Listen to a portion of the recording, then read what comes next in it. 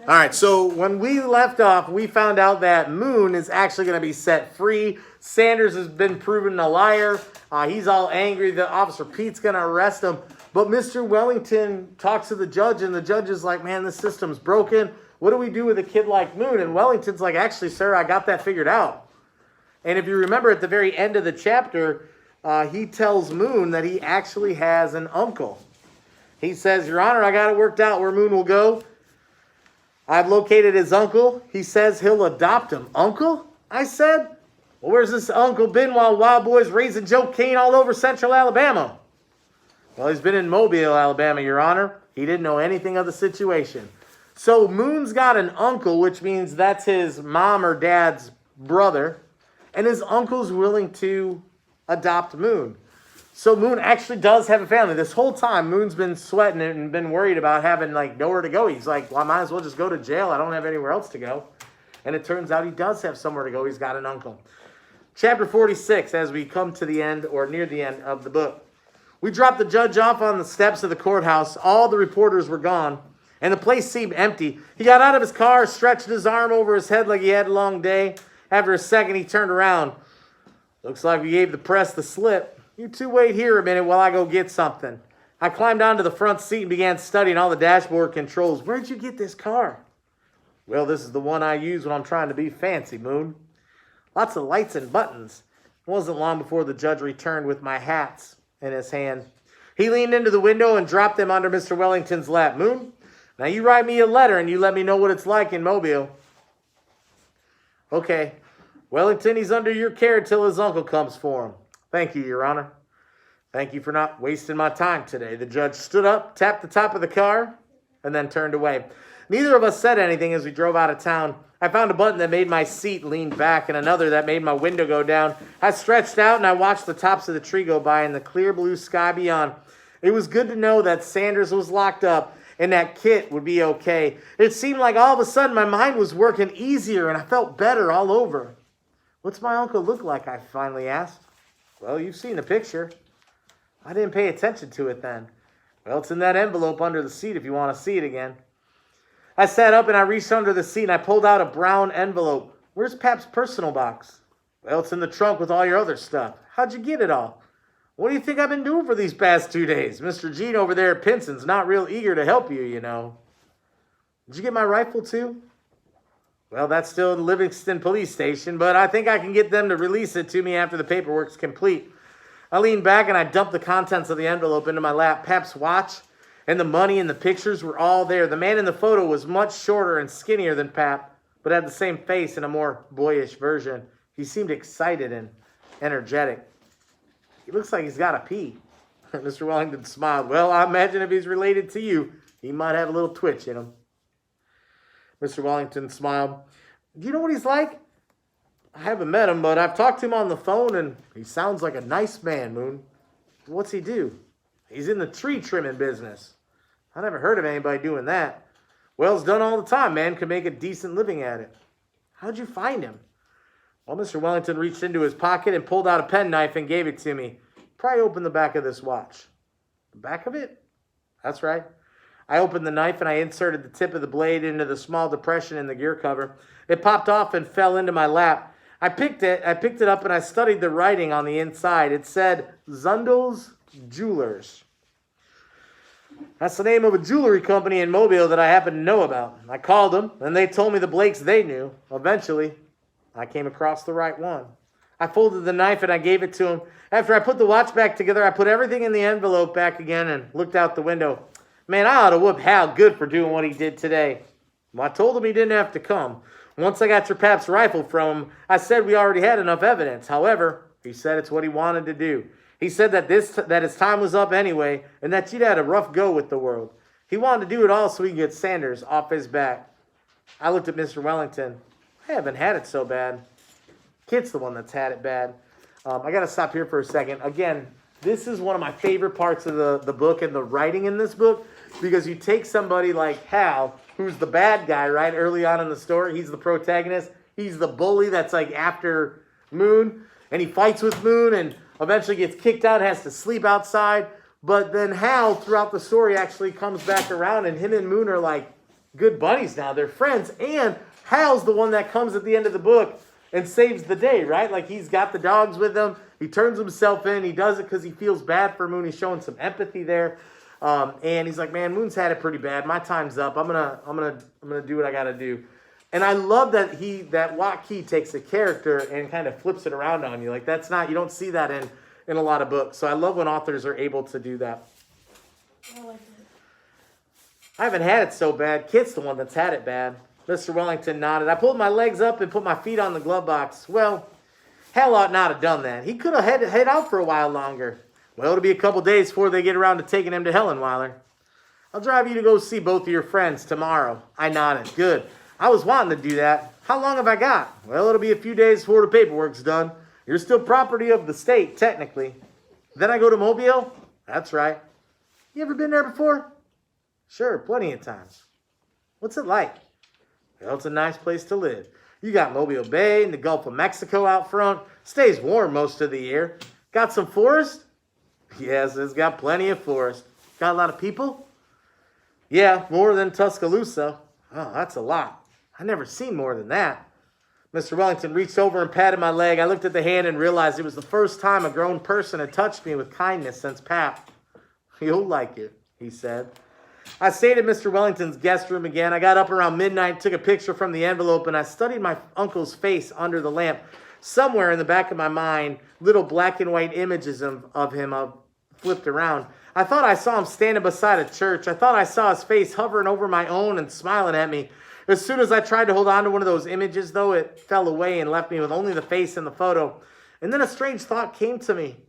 I walked across the hall to Mr. Wellington's door. I knocked lightly till he answered me. Knock, knock, knock, knock. Moon? Yes, sir. I opened the door. You all right, Moon? Yes, sir. Well, what is it then? Will I have a brother?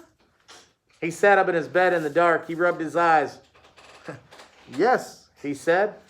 And a sister. You got 2 first cousins. I never thought about that before.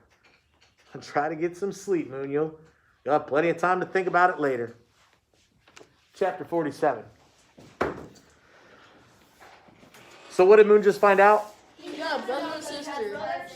Yeah, they're not really his brother and sister. They're going to be his cousins, but his uncle's adopting him, so they're going to be his brother and sister through adoption, or his cousins. So he's got 2 kids that are probably about his age, and he never even thought about that before. More people for him to be around, which is kind of what he's wanted this whole time.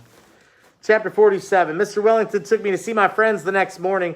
We stopped at Hal's place first, since it was on the way back to Tuscaloosa. I saw dust rising from the clay pit, and I guess Mr. Mitchell was down there loading a customer. Hal slid out from under the truck when he heard us pull up.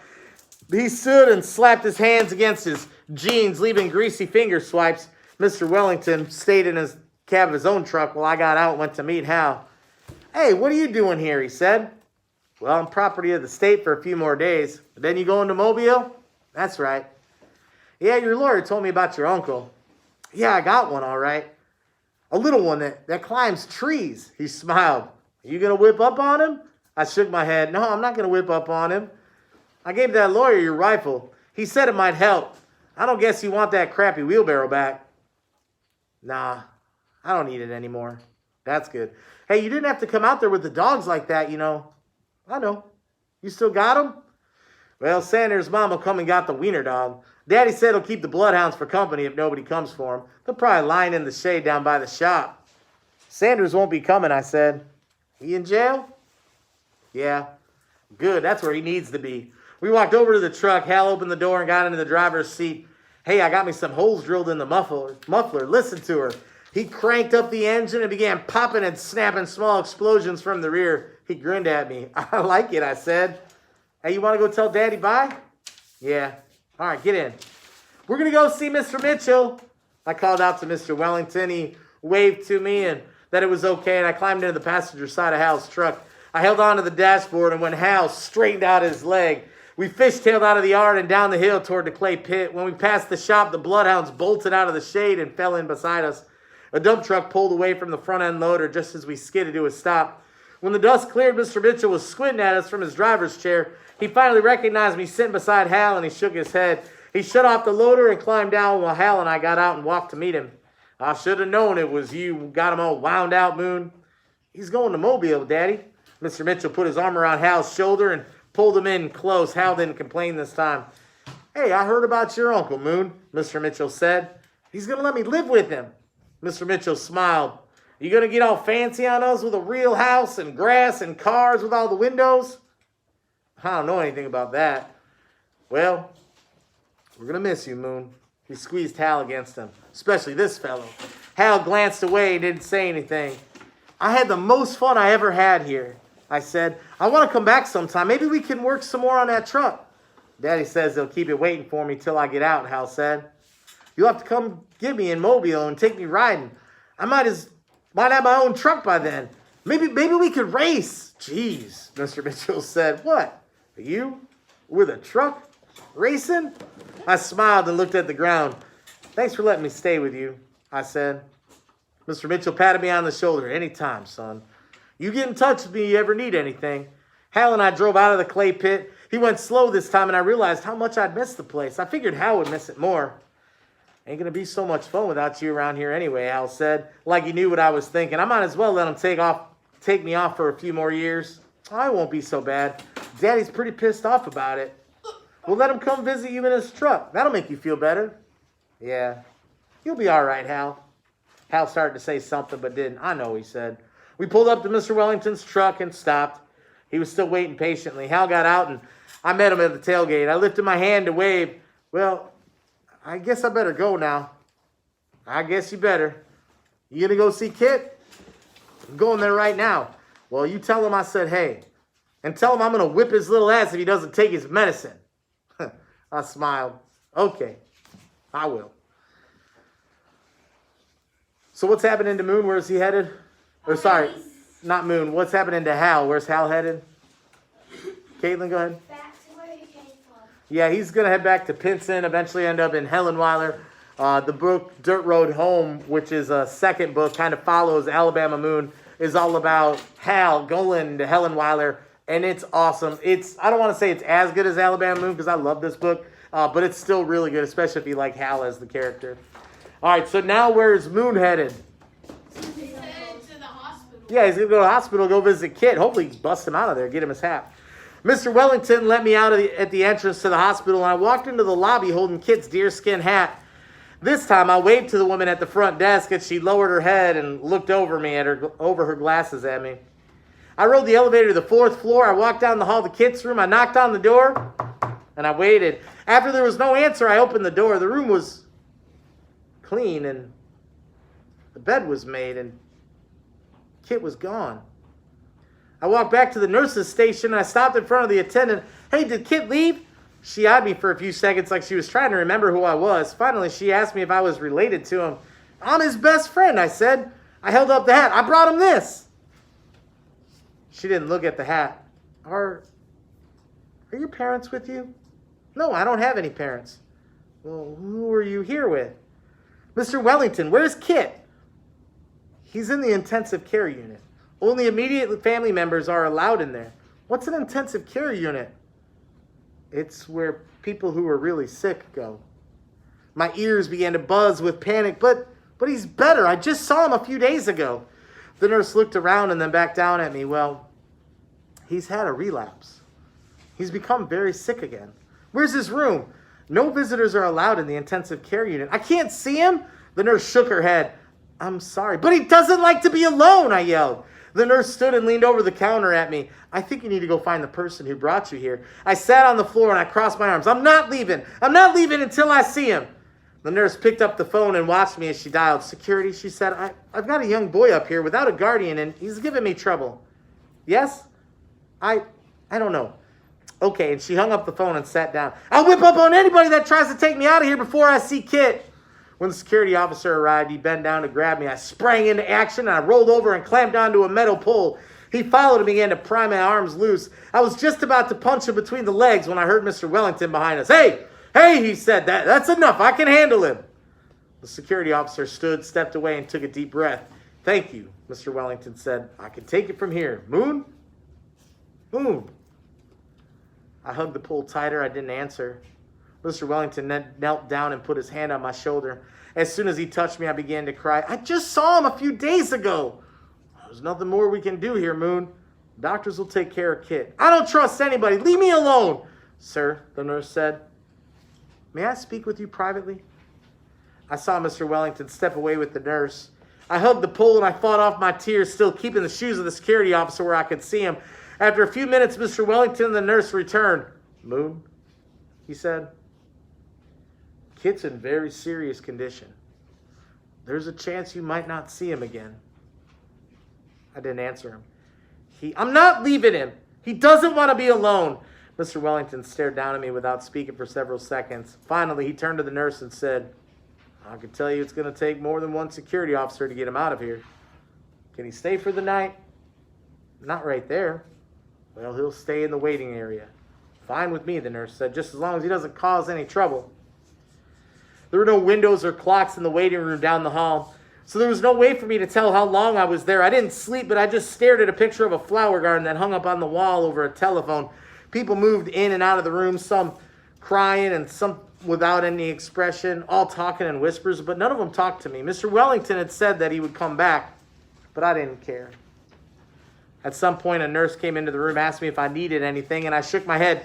Mr. Wellington had been calling to check on you. He said to tell us if you need anything to eat or want him to come pick you up. I nodded, and she watched me for a minute before walking away. I continued to stare at the picture, and after a while began to count the flowers. Many more people came and went from the waiting room before Mr. Wellington came through the door and then sat down beside me. Moon, you've been here for 12 hours. The nurse says you haven't slept or eaten. I don't need anything.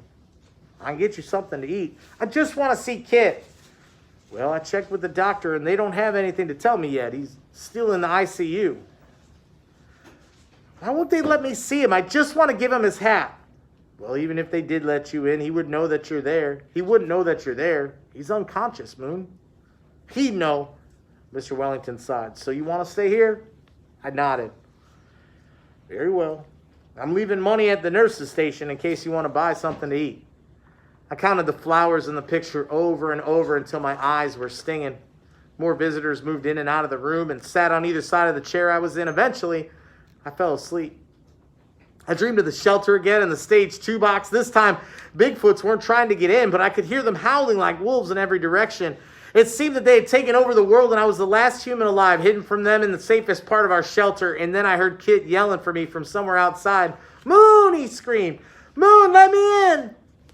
The howling of the Bigfoots suddenly quit like they, too, had heard Kit's cries for help. I imagined them running toward him with their long, silent strides. I began wrestling with the door of the box, trying to open it. Kit screamed for me once again. A man beside me nudged me awake, and I lunged for him. I grabbed his arm. I opened my eyes, and he stared at me. Hey, are you okay? He asked me. I didn't answer him. I leaped from my chair, and I ran into the hall. I looked both ways, hearing my breathing and my heartbeat is the only noise in the hospital. The women at the nurse's station stopped what they were doing and watched me. I began to run down the hallway, looking for any sign where Kit was. Kit, I yelled. Kit! Kit, I'm right here! I heard the nurses calling after me. A set of swinging doors stood in my way. I shoved them open, and I kept running. Stop that kid! A nurse yelled behind me. Suddenly, I felt someone grab me. A doctor in a white uniform lifted me up off the ground and hugged me to his chest. Kit! I cried. Kit! He began walking with me back toward the nurse's station, and I relaxed in his arms. I didn't try to escape. I'm not whipping up on anybody. I mumbled, I just want my friend back. When I opened my eyes, Mr. Wellington was sitting beside me. I could tell he was tired by the dark circles under his eyes and his messed up hair. He reached over and picked up a cup of water off the table beside him and handed it to me. I took it and drank. The water soothing my throat. Moon, it's time to go. I looked up at him, and his eyes were red. I tried to find him, I said. He's alone. Mr. Wellington put his hand on my shoulder. Kid's gone, Moon. I'm sorry. It was 3 p.m. when I left the hospital with Mr. Wellington. I leaned back against the truck door and watched the countryside pass outside the window. You want anything to eat, Moon? No. I shook my head. It's tough to lose a friend, Moon. I've lost friends myself, but I promise you things get better again. You just have to try and look to the future. Try not to dwell on it for too long. Mr. Wellington reached across the seat and started to take the hat from me. Why don't you just let me take that? Don't you touch it! I yelled. Oof. What happened to Kit? Yeah, he died.